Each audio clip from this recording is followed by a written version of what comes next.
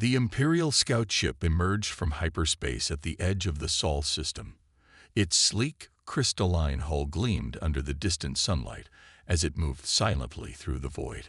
On its bridge, Scout Commander James Miller stood straight and tall, his blue eyes fixed on the holographic display showing Earth and its neighboring planets. "Another primitive system," muttered First Officer Wilson from his station. "Though I must admit, the amount of artificial satellites around the third planet is unusual." Miller nodded slowly, studying the readings. The sheer volume of radio signals, electromagnetic emissions, and space debris around Earth painted a picture of a highly industrialized civilization. What caught his attention most was the presence of military satellites, crude by Imperial standards, but far more numerous than typical for a pre-contact species.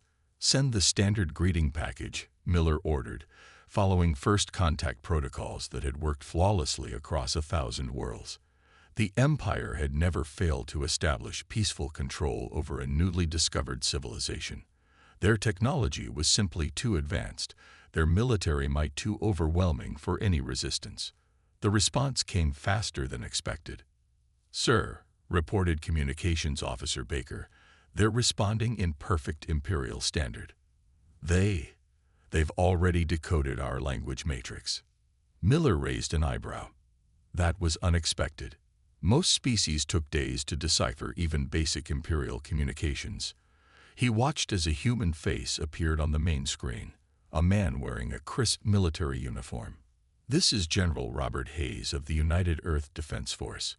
Welcome to Earth space. We've been expecting you." Miller blinked in surprise. "Expecting us?" "Yes. We detected your survey probes 3 months ago.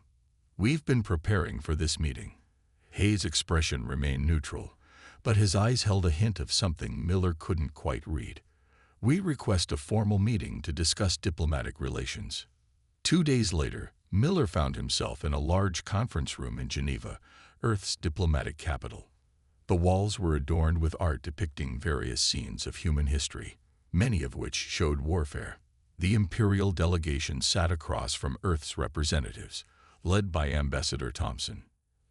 "Your civilization shows promise," began High Counselor Reed of the Empire, his tone condescending. "The Empire would be willing to accept Earth as a protectorate state. We would guide your development, share some of our basic technology, and ensure your protection." Thompson exchanged glances with General Hayes before speaking. "With all due respect, Counselor, we must decline. Earth wishes to enter into relations as equals, not subjects."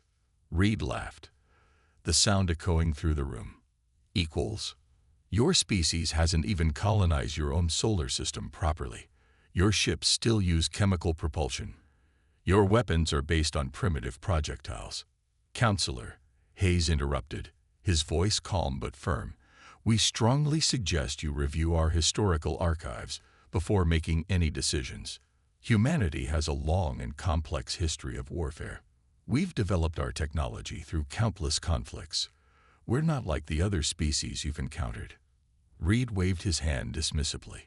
"All species have conflicts. The Empire has brought peace to 10,000 worlds.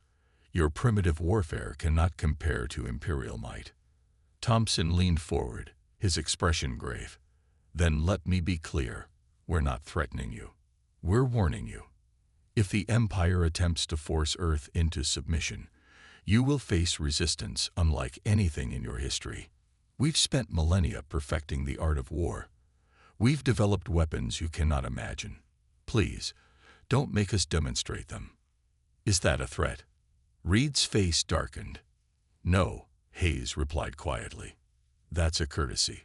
We're telling you to run, to leave this system and never return.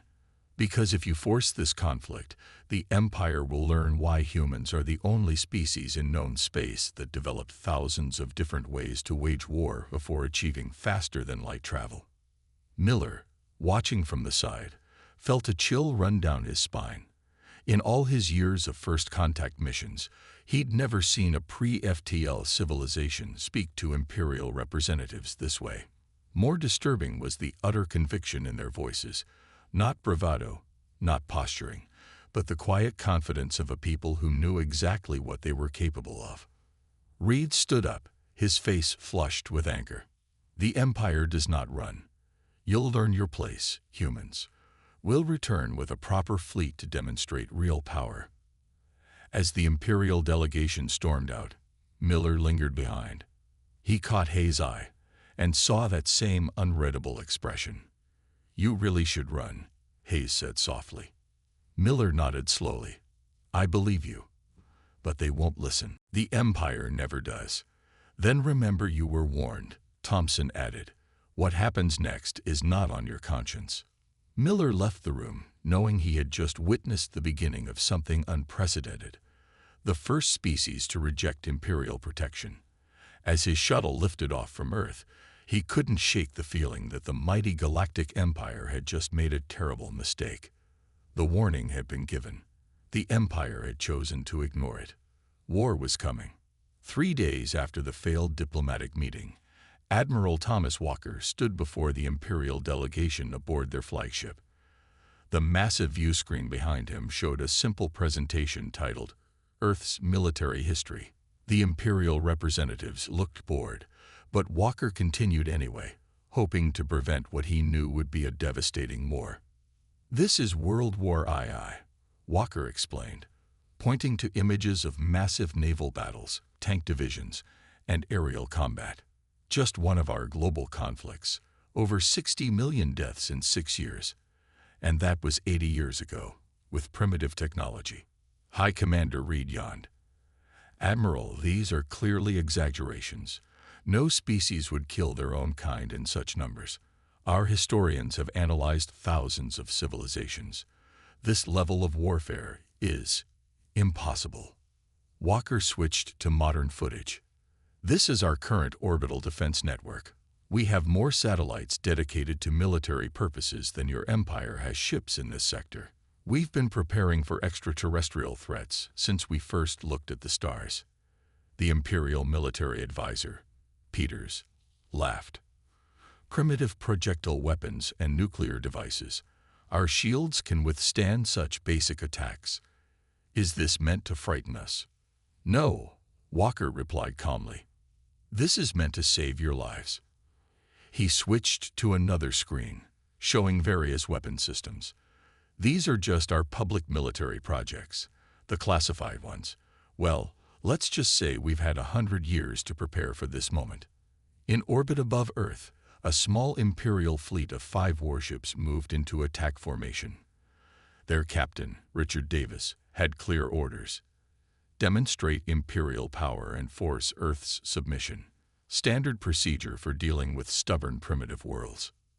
"Sir," his sensor officer reported, "the humans are activating some kind of defense grid." Davis smiled. "Let them. Our shields are impenetrable to their level of technology. Send the ultimatum." On Earth, in the underground command center beneath Mount Cheyenne, General Hayes watched the Imperial ships with a grim expression. "They really won't listen, will they?" "No, sir," replied Colonel Jennifer Foster, his tactical officer. "They're broadcasting their ultimatum now. They demand Earth's immediate surrender and acceptance of protectorate status." Hayes sighed heavily. "Show them the demonstration. Minimal force." In space, a single defensive satellite turned toward the Imperial fleet. The Empire's sensors didn't even register it as a threat. Its energy signature was too low to be a weapon by their standards. They were wrong. A silent pulse rippled through space. On the lead Imperial ship, every system simultaneously shut down. No alarms, no warnings, no emergency power, just complete darkness. What just happened?" Davis demanded, floating in the zero gravity of his powerless bridge. "Unknown, sir," his engineer shouted back. "Everything's dead. Even our backup systems won't respond. It's like something just turned off our ability to use electricity." The humans' response came through their emergency radio, a technology so old the Empire had forgotten it existed. "This was a demonstration of one of our less lethal weapons." Hayes's voice crackled through the speakers. "We can disable your ships without destroying them. Please, Return to your territory. We don't want this war. In the Imperial flagship, still safely outside the range of Earth's defenses, Reed watched the footage with growing anger. Impossible. No primitive species could defeat Imperial technology this easily. Walker shook his head. We tried to tell you. Humans have spent more time developing ways to kill each other than your empire has existed. We've learned to think differently about warfare. What you call impossible, we call Tuesday. Enough. Reed shouted. This insult will not stand. I'm calling in the main battle fleet. We'll show you real power. As the Imperial officials stormed out once again, Walker turned to his aide. Send the alert. Full military mobilization. And contact our Mars colonies. Tell them to activate the defense grid. The Empire just made their choice. In orbit, Davis's ship finally regained power, its systems slowly coming back online. As his fleet retreated to a safe distance, he couldn't shake what he'd just witnessed. One primitive satellite had completely neutralized an Imperial warship, and based on his sensors, Earth had thousands of such satellites.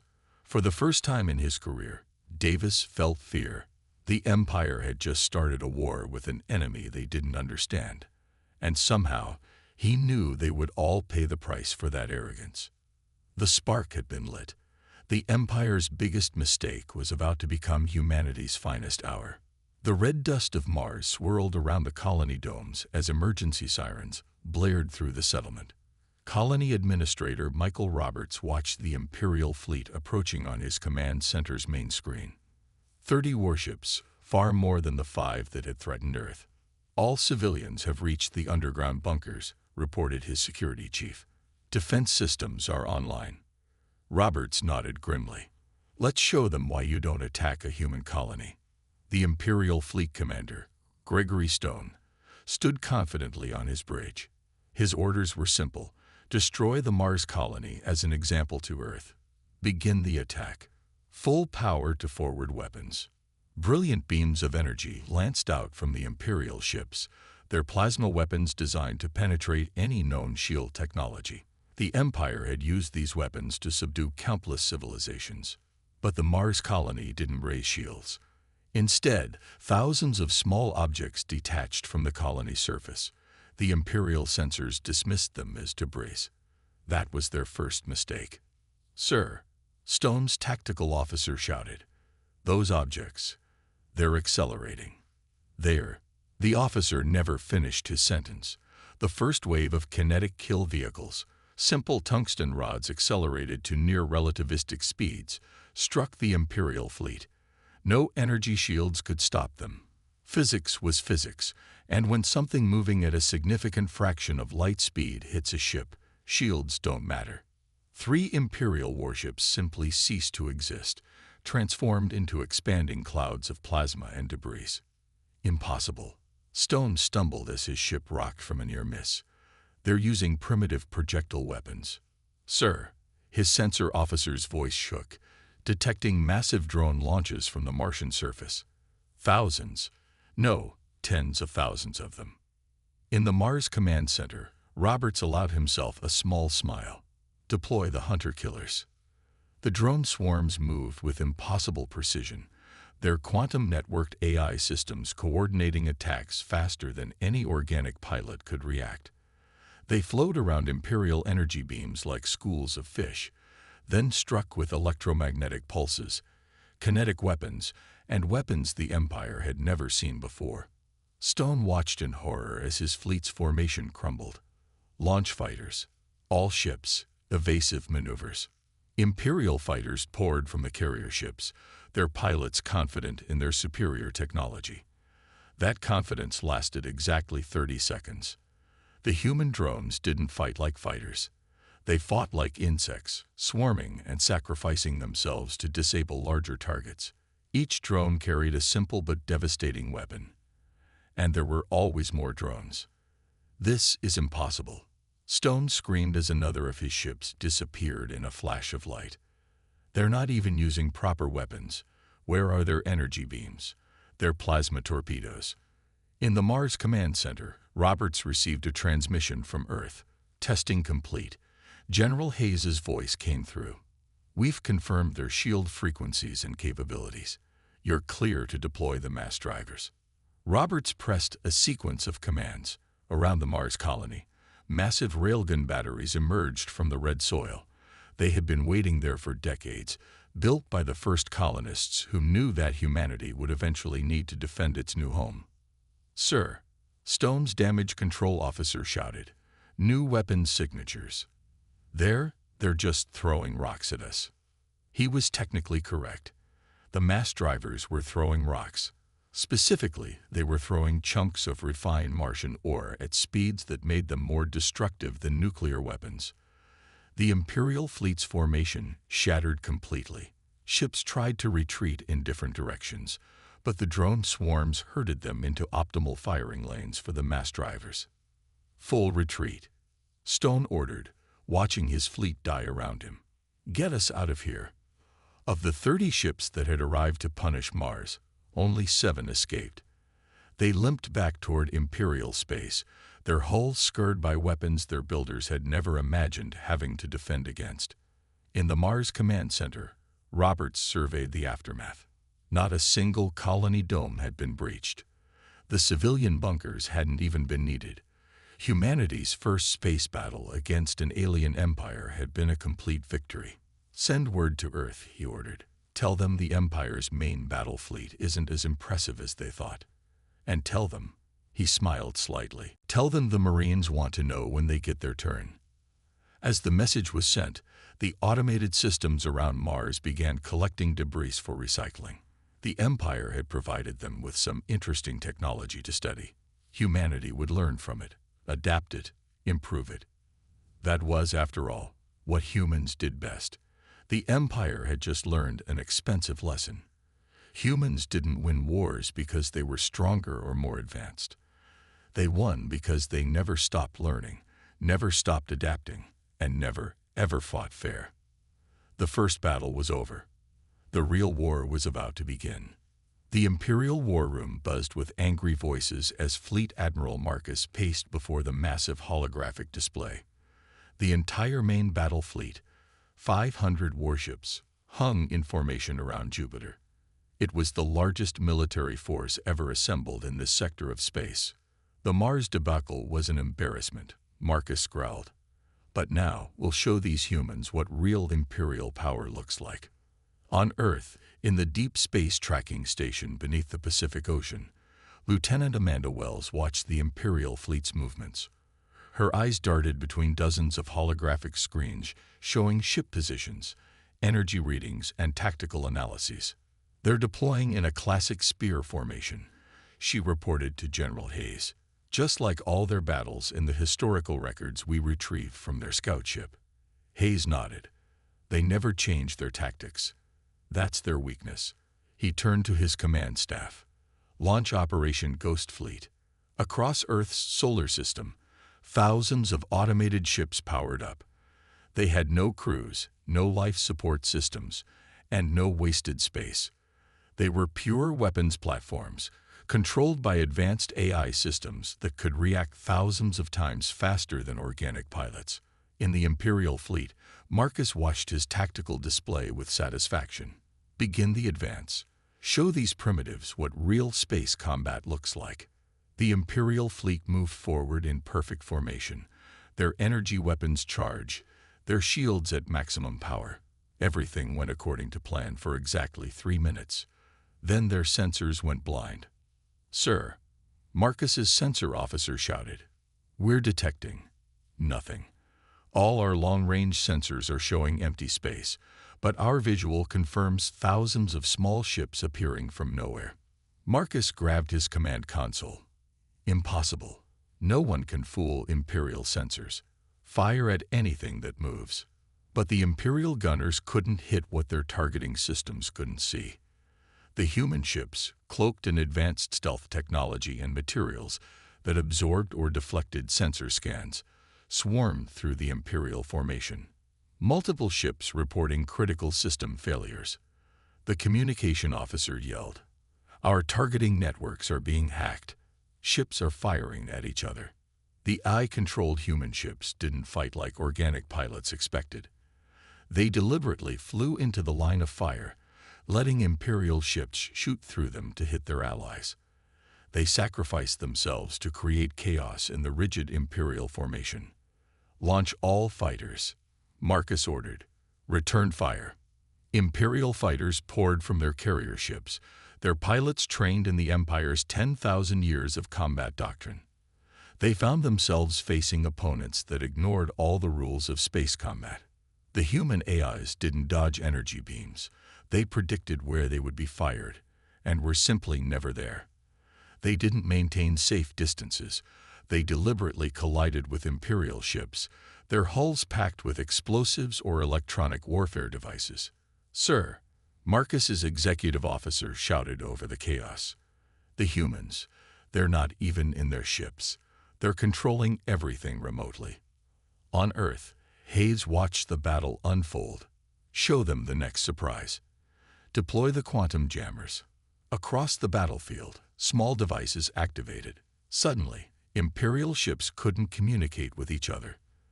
Their quantum communication networks, thought to be unblockable, went silent. "We're being torn apart." Marcus watched helplessly as his perfect formation dissolved into chaos. Ships fired blindly, hit their own allies, or found their systems completely shut down by electronic warfare attacks they'd never trained for. In the Pacific Command Center, Wells monitored the battle's progress. "Their casualties are mounting. Their formation is broken. They're beginning to retreat." Hayes picked up his communication link. "This is General Hayes to Imperial Fleet Command. Your ships are dying. Your tactics are predictable. Your technology is behind ours in the ways that matter. Retreat now, and we will allow it.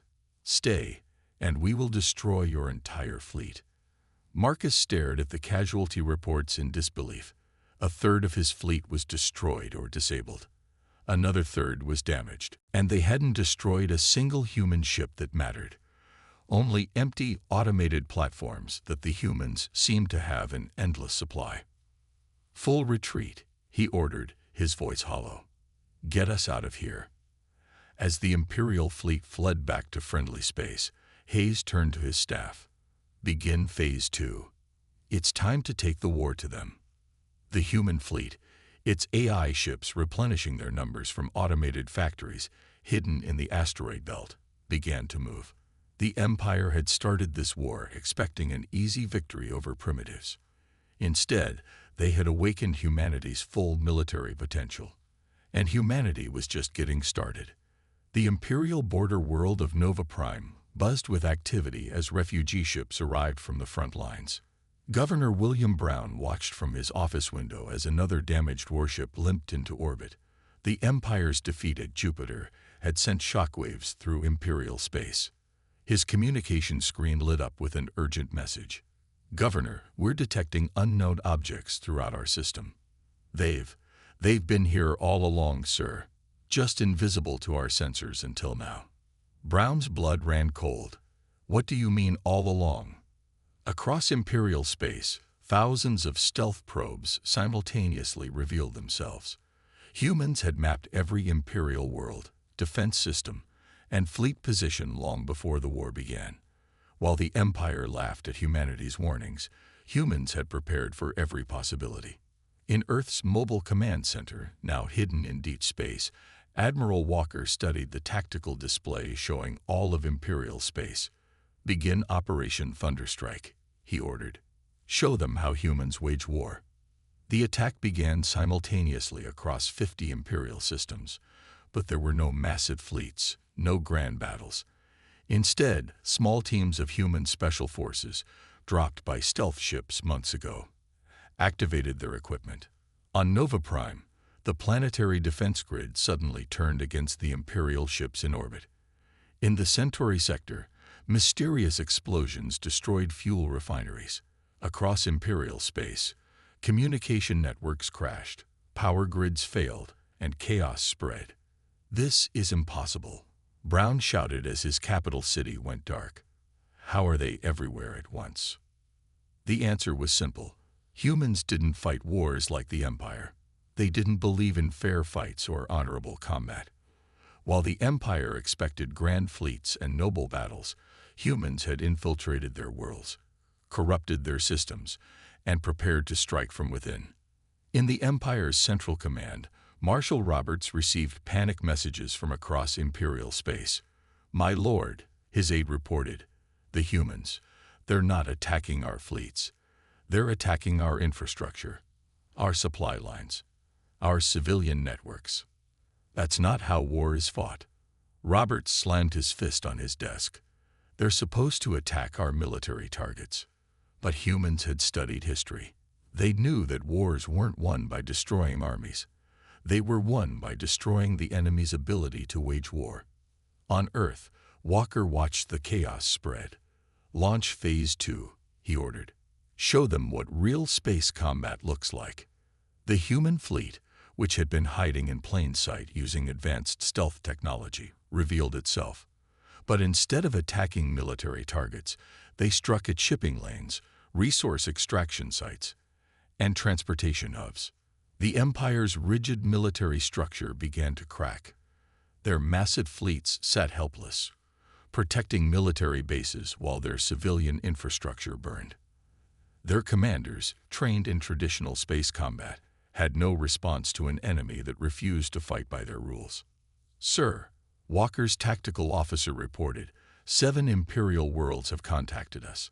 They're offering to surrender in exchange for protection." Walker nodded. This was expected.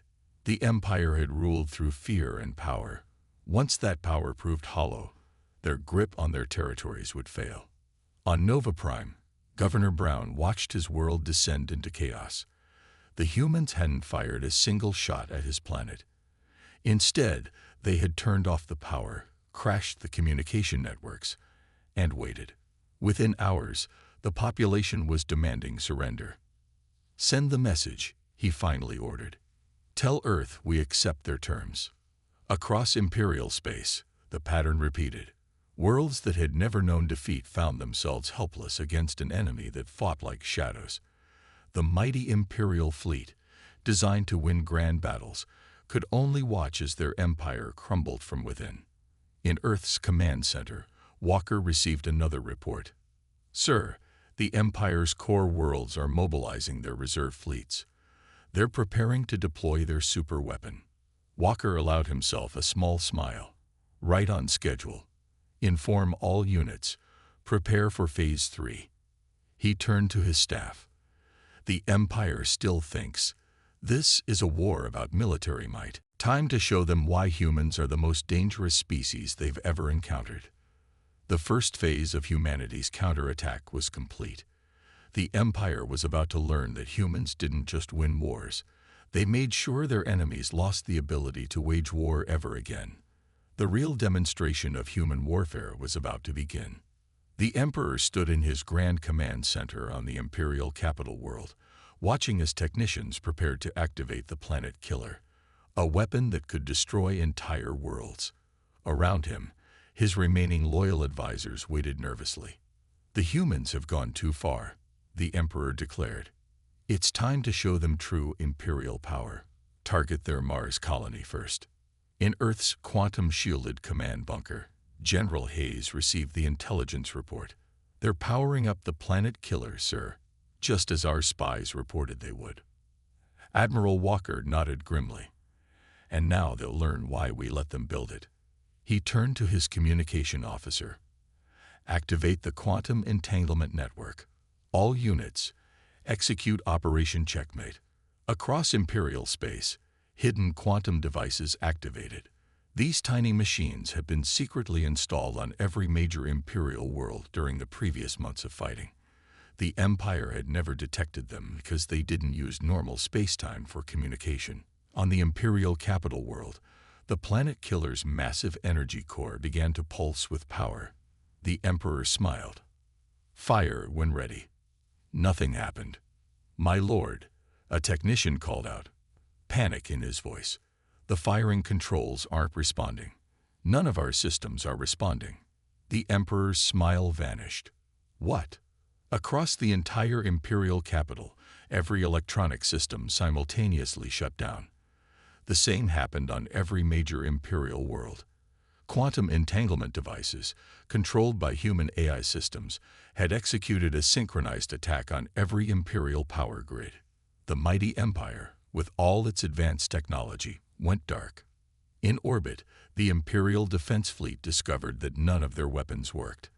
Their ships drifted powerless as human vessels decloaked around them. The entire Imperial Navy had been neutralized without firing a shot. This is impossible. The Emperor raged in his darkened command center. How did they do this? The answer came as holograms appeared in every Imperial city, powered by human technology. Admiral Walker's face looked down at the Empire's citizens.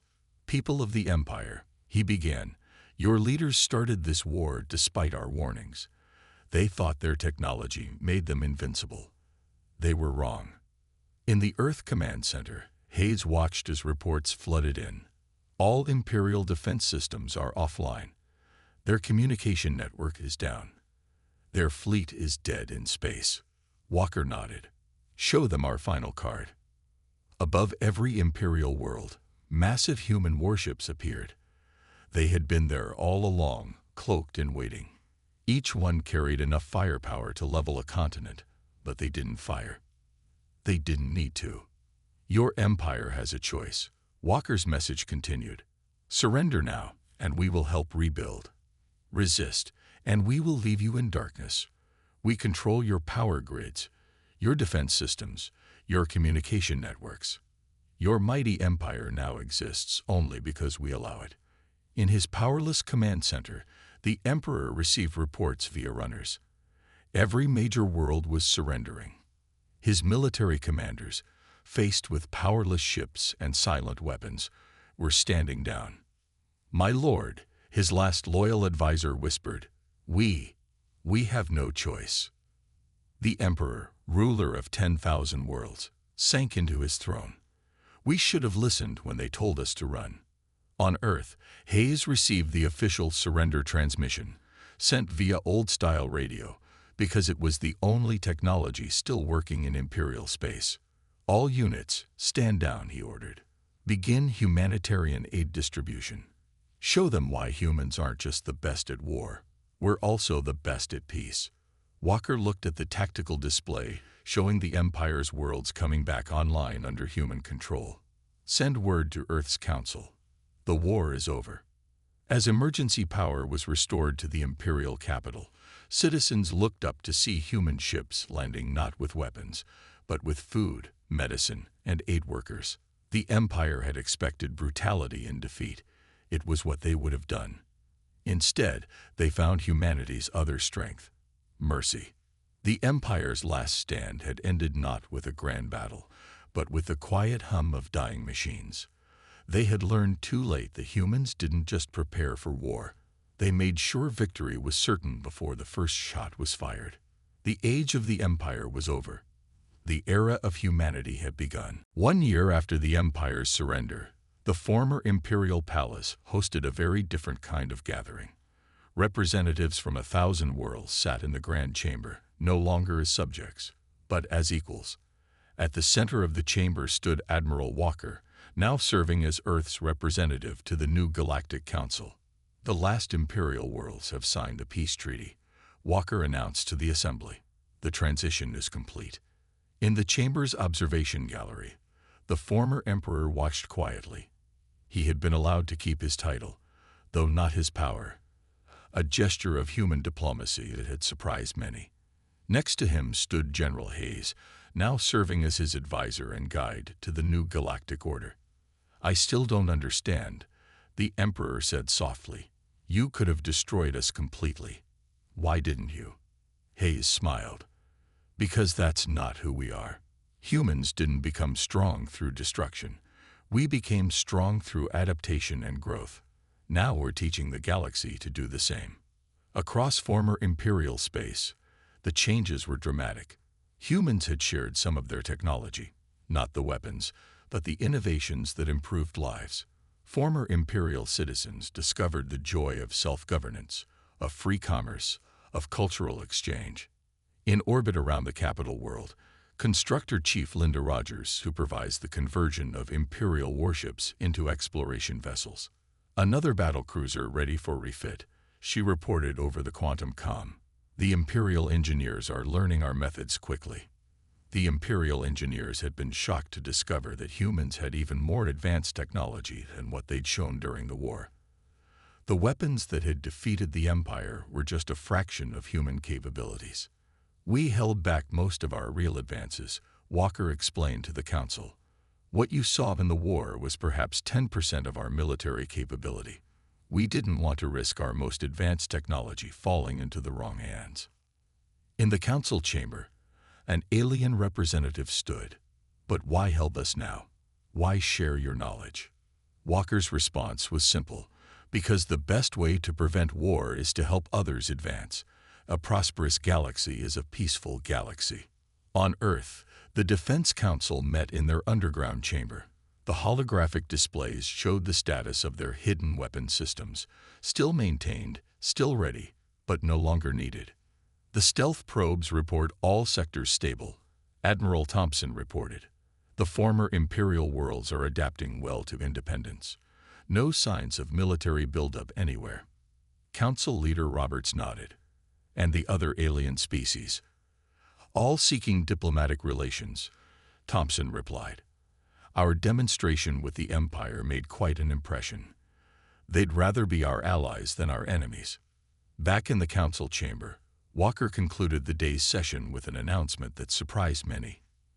Earth is reducing its military presence in former Imperial space. We're converting our bases into research stations and trading posts. The former Emperor leaned forward. You're pulling back your forces. Aren't you afraid of rebellion? Hayes shook his head. We don't need ships and soldiers to maintain peace. We have something better, mutual prosperity and respect.